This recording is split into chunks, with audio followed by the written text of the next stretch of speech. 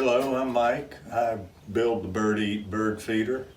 I've had just about every feeder that anyone could hang out on their feeder pole, and I and my backyard birds have loved every one of them.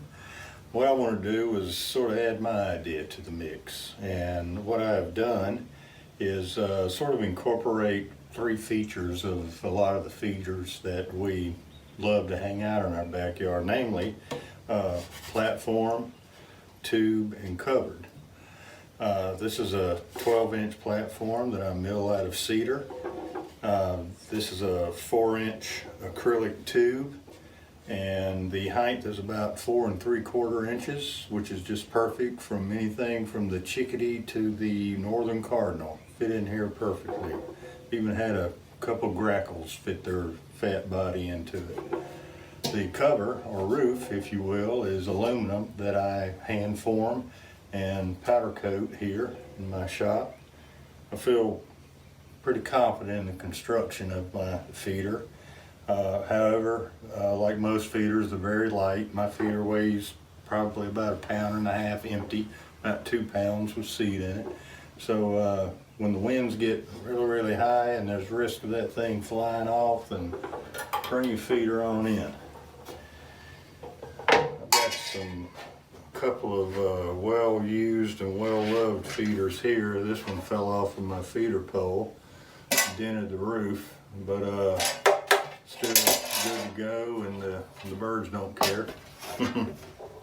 All right, so your feeder's empty, then what do? Well, what I'd like to do is just leave it alone. Let the air and sunshine clean it up, dry it up. Nature is the best disinfectant.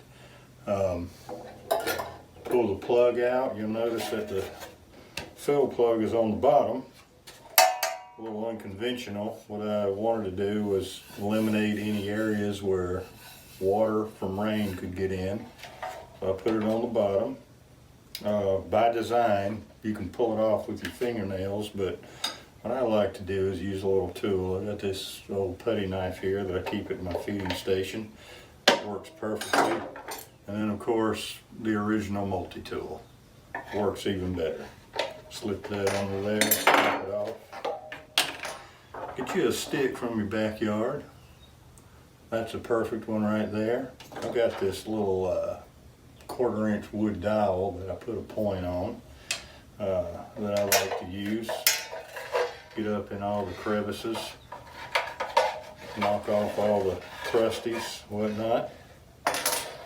Okay, now we fill it up. I have this little freezer container that I like that you can see is well used, that I can put a little spout on it, dump it in there. There we go. Put the top on. Alright, well that's the easy part. How do you turn this thing right side up without all the seed flying out of the feed ports there? Well, you're not going to, but you can get close to it. And with the use of gravity and centrifugal force, we just wind it around. There we go. You're going to drop seed filling any feeder, so make sure you sweep that up so that you don't draw your bird friends out into vulnerable areas, especially if you have cats around. Speaking of four-wheel drive furry animals, I am asked, will squirrels get on the birdeat feeder? And my answer is always, well, squirrels get on whatever they want to get on. But one great thing that I love about this feeder is that it sort of has a built-in baffle on it. You can buy those little cone baffles that go above and below, which I recommend for any feeding system that you have. And I got a couple cool videos on my website where you can watch squirrels attempt to get up there and get to the seed. Keep any feeder 5 or 6 feet from any launching pad for a squirrel.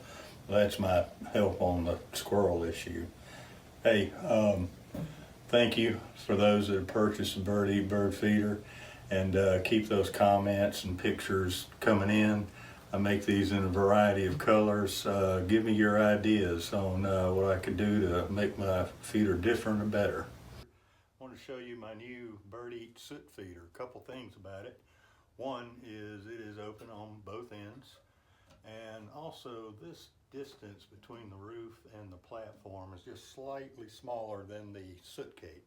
I want to show you how I load one. Sort of twist up, turn around. It's going to grab the roof right there, but just push it on in, clean your crumblies up. There you go, the birds take care of those. All right, let me know what you think. Thank you.